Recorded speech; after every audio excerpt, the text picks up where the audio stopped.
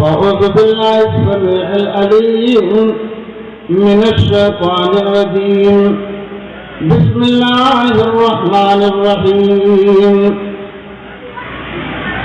يا أيها الرسول بلغ ما أنزل إليك من ربك فإن لم تفعل فما بلغت رسالته والله يعصمك من الناس وقال تعالى في موضع آخر أعوذ بالله من الشيطان الرجيم وما أرسلناك إلا كافة للناس بشيرا ونذيرا. لائق احترام علماء کرام، معزز سامعین، پردہ نشین اسلامی خواتین، عزیز بچوں اور دوستوں، میرے لیے بہت ہی فرحت و انبساط کی بات ہے کہ آج ضلع سدھارتھ نگر کی سب سے ابتری شخصیت کی دعوت پر ان کے سامنے آپ کو کچھ سنانے کا موقع مل رہا ہے، اور دیگر افاضل علماء جو آپ کے علاقے کے ہیں، مدرسوں کے ذمہ دار ہیں، اعلیٰ عہدے پر فائز ہیں، وہ تمام علمی شخصیات یہاں موجود ہیں.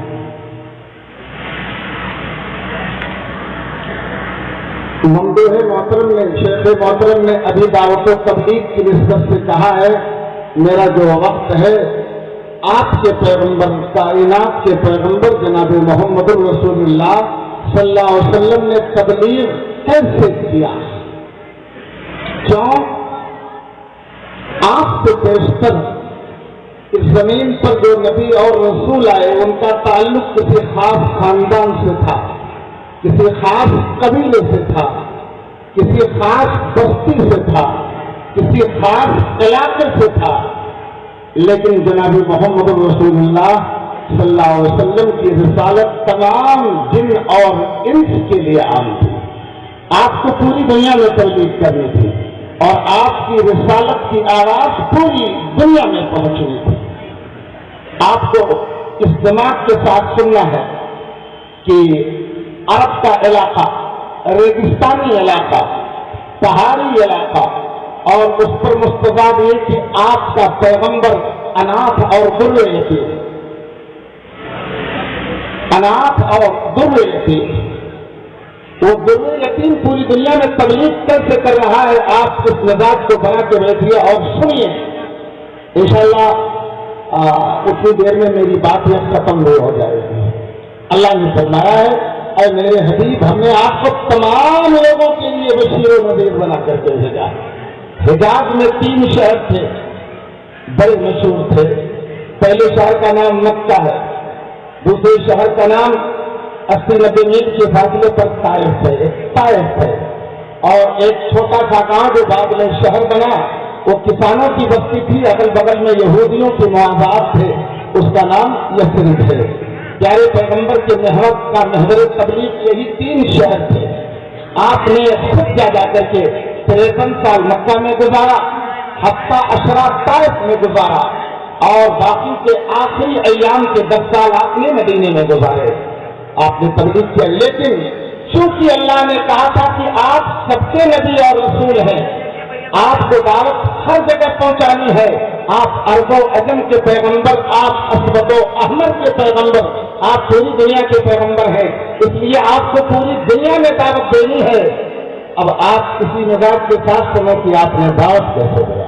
اللہ نے فرمایا یا ایھا الرسول بلغ ما انزل الیک من ربک. اے رسول، مراد محمد رسول اللہ، اے رسول تمہارے پروردگار کی طرف سے تم پر جو نازل کیا گیا اس کی تم تبلیغ کرو. فَإِن لَّمْ تَفْعَلْ اگر آپ نے ایسا نہیں کیا تو ما بلغت رسالت، تو آپ نے حق تبلیغ ادا نہیں کیا۔ واللہ یعصمک من الناس، اور میرے حبیب تبلیغ تمہیں کرنا ہے۔ بڑے بڑے جواب آئیں گے، بڑے بڑے سلاطین ملیں گے، بڑے لوگ و تعاب والے ملیں گے، مگر آپ تبلیغ کیجیے۔ واللہ یعصمک من الناس، سیکورٹی میری ہوگی، محافظ دستہ میرا ہوگا، آپ تبلیغ کرتے جائیے، آپ کا کوئی بال بھیکا نہیں کر پائے گا۔ یہ اللہ نے اس آیت میں کہا ہے کہ حفاظت میں کروں گا، دعوت دینا آپ کا کام ہے۔ آپ نے مکہ میں تبلیغ کیا، مکہ والوں نے رہنے نہیں دیا، آپ طائف گئے، طائف والوں نے آپ کو بہت مارا، آپ مکہ چھوڑ کر مدینہ چلے آئے، یثرب آئے، اور مدینہ آنے کے 6 سال کے بعد مولانا عبد المبین صاحب منظر رحمۃ اللہ علیہ نے واقعی کے حوالے سے لکھا ہے، سن 6 ہجری میں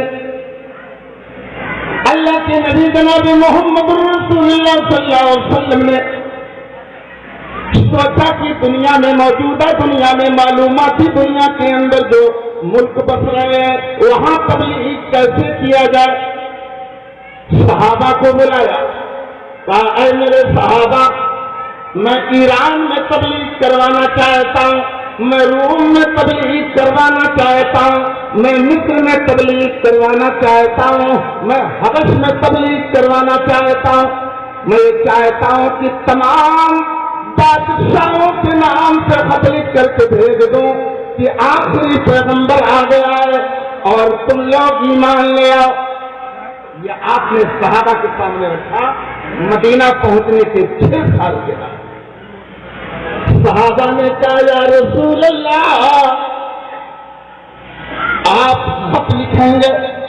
ہمارا نبی امی نبی تھا، پڑھا لکھا نبی نہیں تھا، مگر ان پڑھ نے کائنات کو ایسا پڑھایا کہ دنیا کا کوئی عظیم معلم نہیں پڑھا پایا۔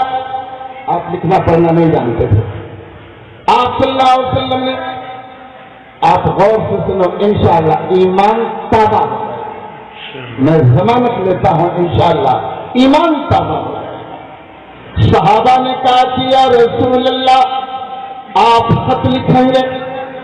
بادشاہوں کا دربار ہے، بادشاہوں کے دربار میں جو خط جائے گا، بادشاہوں کے دربار میں جو خط پہنچے گا تو آپ اس خط کو وہاں پہنچنے کے بعد صحابہ نے کہا کہ یا رسول اللہ، بادشاہوں کا یہ دستور ہے، اگر بادشاہ کے ہاں جانے والا خط اس پر اگر مہر نہ لگی ہو، اگر بلا مہر کے خط ہو، سمجھ رہے ہو، اگر خط لکھا جائے اس پر سگنیچر نہ ہو تو اس خط کا اعتبار نہیں ہوگا۔ اس لیے آپ مہر بنوا لیجئے تاکہ آپ کا جو خط جائے اس خط کے اوپر مہر لگ جائے۔ اللہ کے نبی جناب محمد رسول اللہ صلی اللہ علیہ وسلم، آپ صلی اللہ علیہ وسلم، صحابہ نے کہا اللہ کے نبی جناب محمد رسول اللہ صلی اللہ علیہ وسلم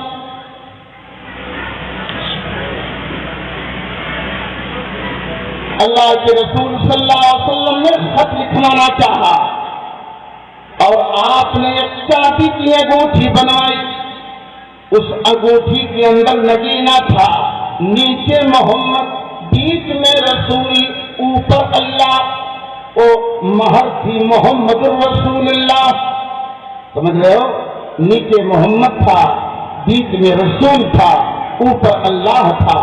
وہ چاندی کی انگوٹھی تھی، خط لکھا جاتا اور لکھ کر کے مہر لگا دیا جاتا۔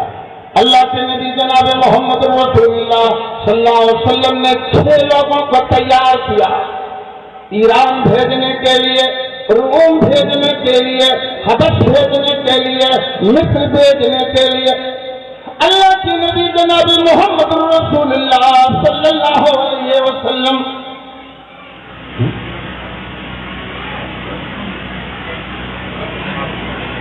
آپ صلی اللہ علیہ وسلم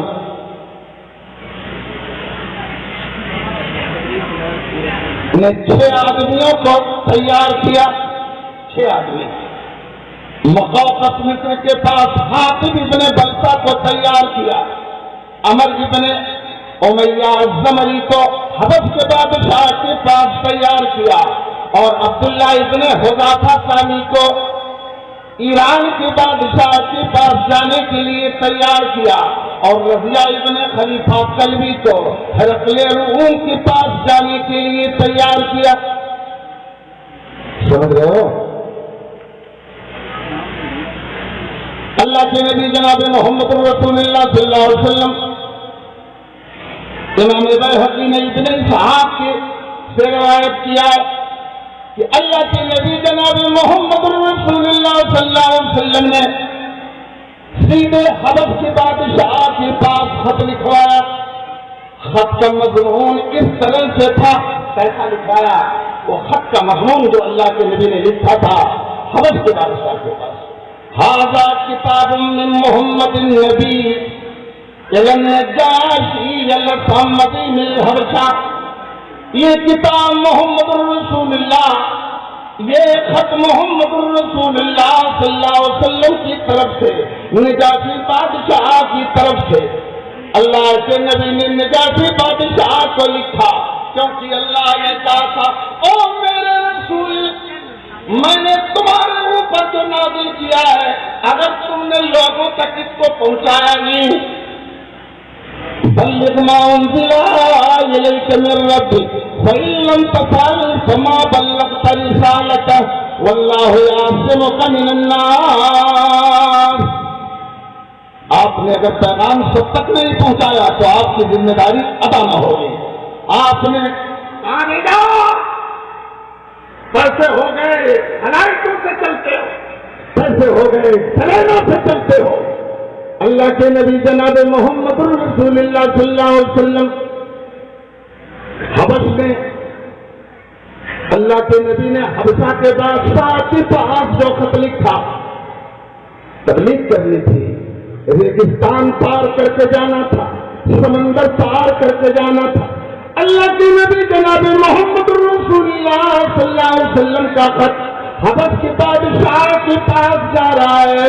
خط کا مضمون ھذا کتاب من النبی الی النجاشی الاسم، یہ خط محمد رسول اللہ کی طرف سے حبش کے بادشاہ نجاشی اسام کی طرف، سلام علی من اتبع الہدی۔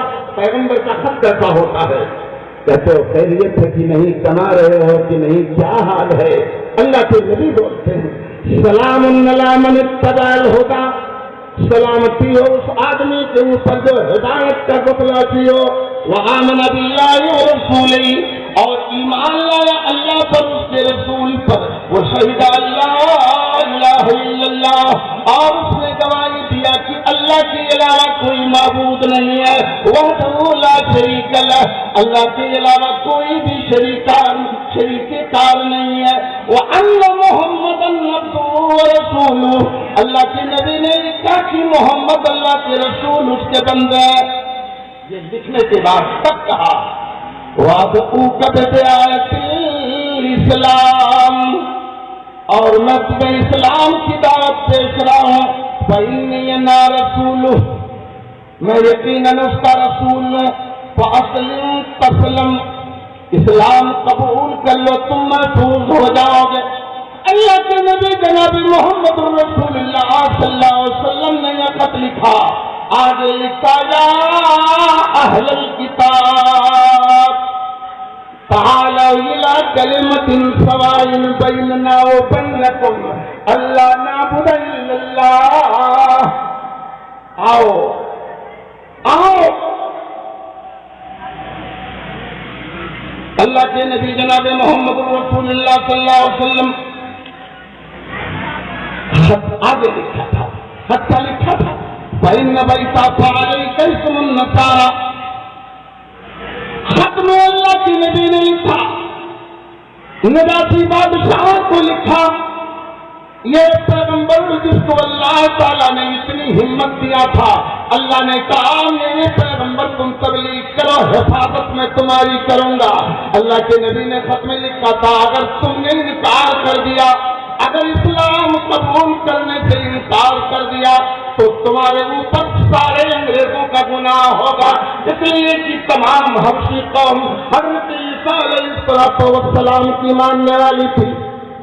13 سال پہلے اللہ کے نبی نے 70 اپنے ماننے والوں کو مکہ سے وہاں بھیج دیا تھا، کہا جاؤ، جب مکہ والے ستانے لگے تھے تو 13 سال پہلے جو پہلی ہجرت ہوئی تھی اہل ایمان کی، وہ حبش کی طرف ہوئی تھی، کہا جاؤ وہاں کا بادشاہ رحم دل ہے۔ 13 سال کے بعد بڑی ضیافت کیا تھا، اب اللہ کے نبی اسلام قبول کرنے کی دعوت دے رہے ہیں۔ اگر تم نے انکار کر دیا اے حبشہ کے عظیم بادشاہ، اگر تم نے انکار کر دیا تو سارے انگریزوں کا گناہ تمہارے اوپر ہوگا۔ یہ سب جب افہما نجاشی کے دربار میں پہنچا، خط لے کر کے عمر بن امیہ زمری جب پہنچے حبش میں، مدینہ سے چلے ریگستان پار کیا، پھر سمندر آیا، کشتی پر بیٹھ کر سمندر پار کر کے جب حبش میں پہنچے تو جا کر کے اللہ کے نبی کی تجادات آئی، حضرت جعفر طیار رضی اللہ تعالیٰ عنہ سے ملاقات کیا، جو وہاں پہنچ چکے تھے ان سے ملاقات کیا، خیریت بتائی کہ پیارے پیغمبر خیریت سے ہیں، اور اہل المدینہ میں جناب محمد رسول اللہ کو اپنے سر پر بٹھا لیا۔ کہاں دربار کب لگتا ہے؟ بتایا گیا دوسرے دن اتنے وقت دربار لگے گا۔ حضرت ابن امیہ زمری رضی اللہ تعالیٰ عنہ حضرت جعفر طیار رضی اللہ تعالیٰ عنہ کے ساتھ دربار میں پہنچے، دربار لگا ہے اور کرسی پر افہما نجاشی بیٹھا ہوا ہے۔ حضرت جعفر طیار نے کہا کہ مدینے کے پیغمبر جناب محمد رسول اللہ نے آپ کے پاس خط بھیجا ہے، خط بھیجا ہے، میرے لکھا ہے، محمد بن صاحب اہل ملا بھی لکھتے ہیں، جب اس میں چھوڑ کر کے نیچے اترا، جب یہ بتایا گیا کہ یہ جناب محمد رسول اللہ کا خط ہے، احترام نے اسٹیج چھوڑ دیا اور نیچے اتر آیا۔ اترنے کے بعد سارے درباری دیکھ رہے ہیں، سارے پادری بیٹھے ہوئے ہیں، ایسے ہی اللہ کے نبی جناب محمد رسول اللہ کا خط لیا اور خط لے کر کے اپنی نگاہوں میں مسلنے لگا، آنکھوں سے خط کو چوم لیا، اور چومنے کے بعد خط کے مضمون کو دوبارہ سنا، سننے کے بعد اتر کر کے گیا، شام میں گیا، اپنے محرر کو بلوایا، اپنے منشی کو بلوایا، کیا کر کے تم خط لکھو۔ اس نے خط لکھا، پیغمبر کے خط کا جواب افریقہ کا ایک بادشاہ لکھوا رہا ہے، اس کا جواب سنو دنگ رہ جاؤ گے۔ اس نے جب خط لکھوانا شروع کیا، اس کا خط تھا الی محمد رسول اللہ۔ خط آدمی کی طرف سے لکھا جاتا ہے، لیکن نبی کے احترام میں